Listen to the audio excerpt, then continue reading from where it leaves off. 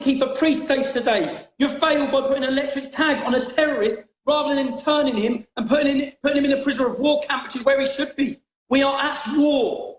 We are at war, and it's a war we will not win if we can't even identify who we're fighting.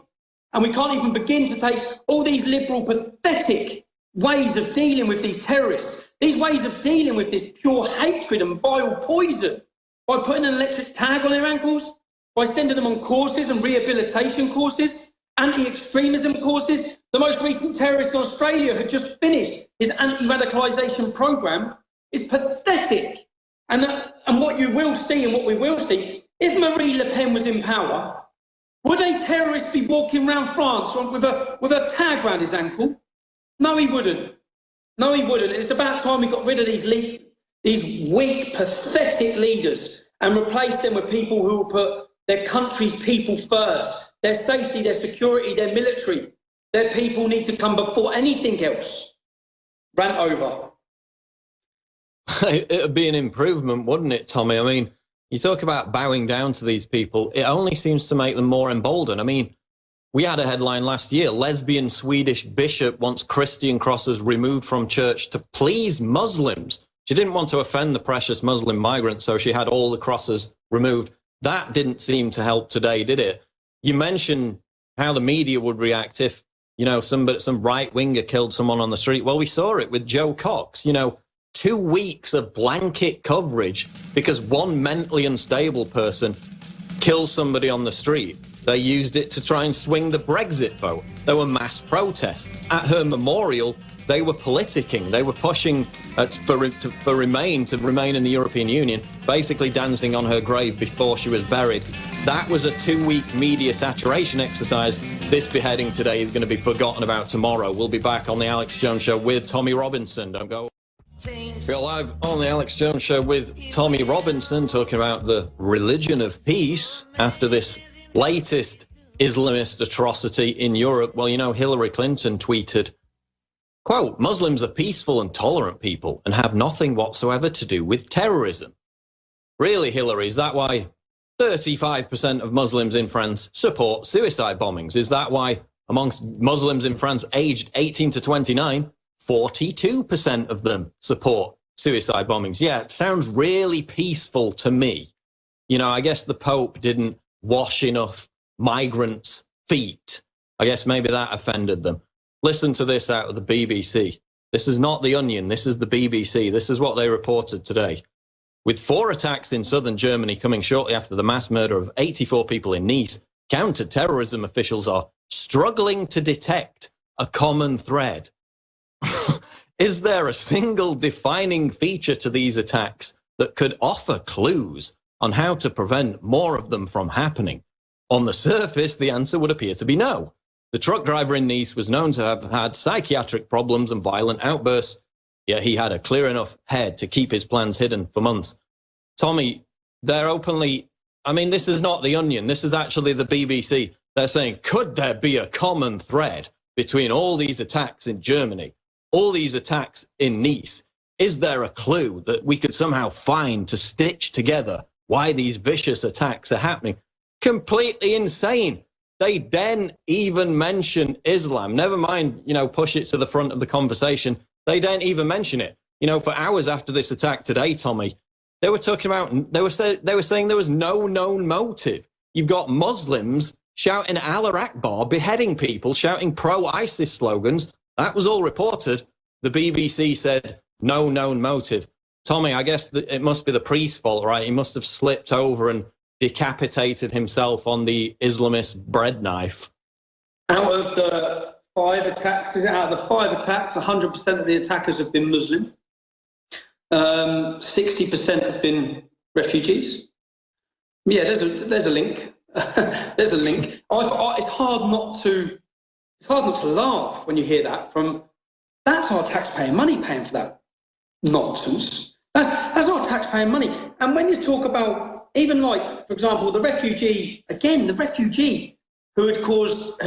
shot the pregnant Polish girl up in Germany, he'd been in trouble with the police already.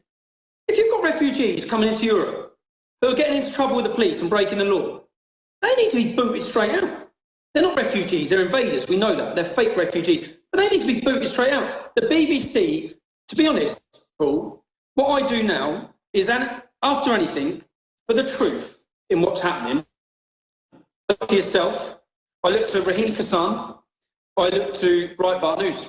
Thank God for different now media outlets which are telling us the truth, because so many people are being lied to. That's what I do now. I don't even...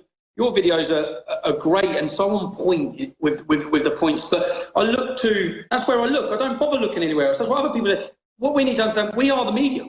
Each and every one of us are the media. We have to be the media now, because the mainstream media is just fed and lying, completely lying. And before they tell you who it was or the religion of where they were or why they done it, it's days later. It's days and days later in a snippet. So all the headlines are gone with, we don't know the motive and no one knows the motive.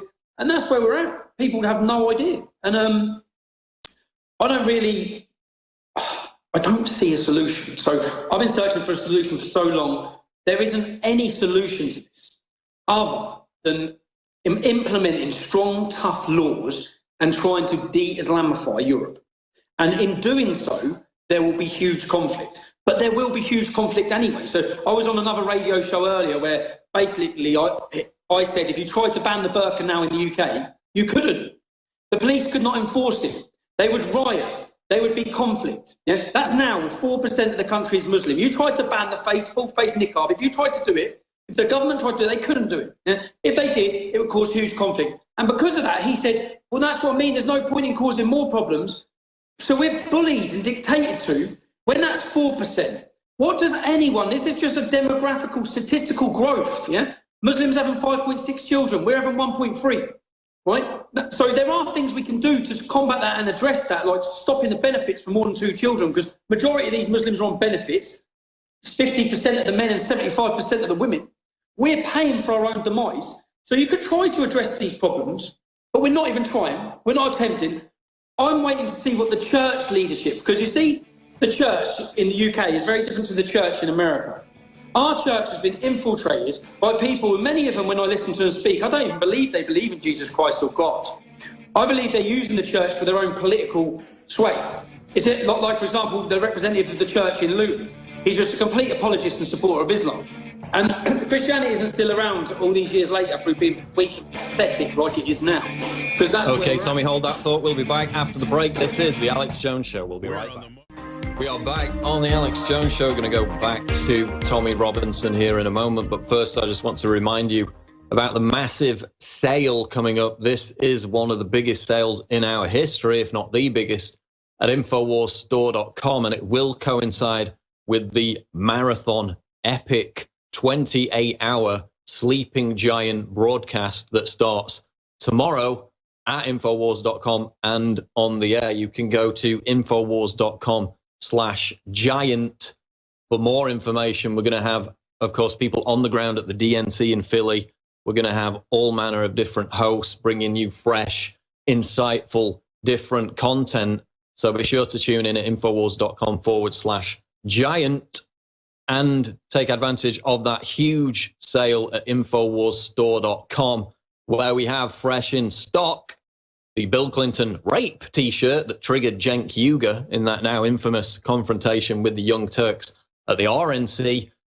If you think Hillary for president was a conversation starter, was a headline maker, then wait until we see the impact of the Bill Clinton rape T-shirt, and you can get that at InfoWarsStore.com.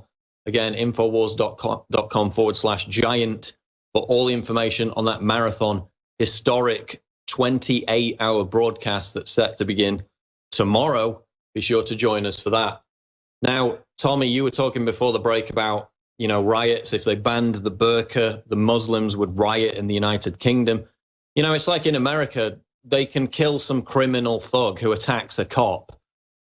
People riot over it, and the leftist media supports them. We had Time magazine in defense of rioting. That was their headline. So if people on the left, if so-called minorities have riots, it's a social justice cause, and they're supported by the leftist media. But God forbid, and we're not encouraging it, but I'm not joking when I say the conversation, the narrative in this country is there's more outrage about people being mean to Muslims on a bus than there is actual Islamist atrocities happening throughout Europe. That's not hyperbole, that's real. But if, God forbid, you had some disturbance by Pegida, they would classify it, they would characterize it as some right-wing Nazi apocalypse. If you had anything whatsoever, they would be all over it, framing that in those pejorative terms. But Tommy, there was a comment by Old Holborn, who is quite a prolific commentator on Twitter. He said, quote, beheading a Catholic priest in a church in France will unleash some serious public disorder. This is a game changer. We've got council members saying that people are joining gun clubs, they're getting weapons in France. We've got the head of the French police saying this is almost about to lead to civil war. Is that likely in your view, or will French people continue to just, curl up in a fetal position and hug a Muslim and hope that everything's going to be okay? I don't think I don't think it's going to happen yet. No, I think that inevitably, yes, they have to do something huge. Unfortunately, one person dying, whether it be a priest or anyone, they're going to have to do something where thousands die, thousands. But then, in order for people to, in our country, everyone's become so selfish, so selfish for themselves, and so long as they're okay. And they're okay, and even if they've moved out, I see it even with my friends, who they've made a bit of money and they're all working and they've all got jobs and they're all mortgaged and financed up to the top that they can. They can't step out of line in case their job's affected, in case they lose their career, because they'll lose their house, they'll lose this, and they just sit, and as long as they're okay in their house. So all the problems are in Luton, so then everyone leaves Luton and moves to these nice areas, and then they don't care what's happening anymore. And that's what we've created, a generation of selfish cowards. Now, at some point, those people are going to have to realise that the problems that they've moved away from are going to come to where they are. If not where they're going to come to where they are, their children are going to have to deal with them. Now, once people accept that, once the British public understand the reality of Islam and the agenda and what it's going to bring, once people understand that, I believe we'll see a revolution style of a revolution, because people... When the time comes, people will stand up. I always used to think, I've gone through many things, and I used to convince myself, when I was leading the English Defence League, I convinced myself that if they kill me, it's going to be the final thing in this country, because defining moments change the direction of a country's history. Bloody Sunday changed the direction of not Northern Ireland. Who knows what that moment's going to be? But if it's not a soldier being beheaded like Lee Rigby, if it's not a Catholic priest being beheaded in his church, what the hell is it going to be? When are people going to rise up? When are people going to stand up? When are people going to look at themselves and take a hard, long look at themselves? And every Englishman or every European man who's watching this and reading this and listening to this, when are you going to do so? What are you going to do? If you can't, everyone has a role to play. I'm not saying go out and start rioting, start killing, start kicking off. But people, even when marches are organised or rallies are organised, people are scared to go on them. Well, you can't be scared. And it frustrates me even at my own country's men.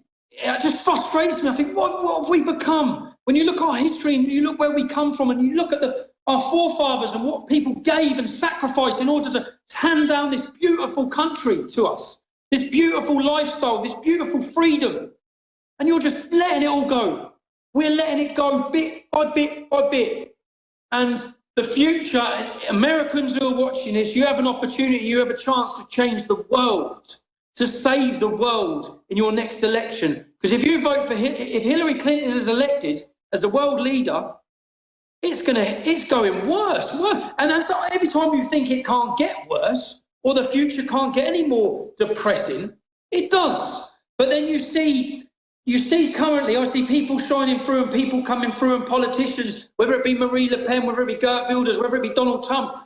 I don't know all of Donald Trump's political views. What I know is that he's moved the goalposts for the debate, which needed to be done, because for too long people are too scared to say this. So it's so refreshing when you see someone just stand up and speak honestly without worrying about the people who are financing him and backing him and worrying about their money and their profit. So I think that I always used to say 10, 20, 30 years' time, this is all going to come to a head. This has come to a head a lot sooner than that. It's coming to a head a lot sooner than that. And actually, if you look at Al-Qaeda's plan, this is one thing that when I read their plan writ 12 years ago, when one of their leaders was speaking about their plans for what they're going to do, it spoke about how weak the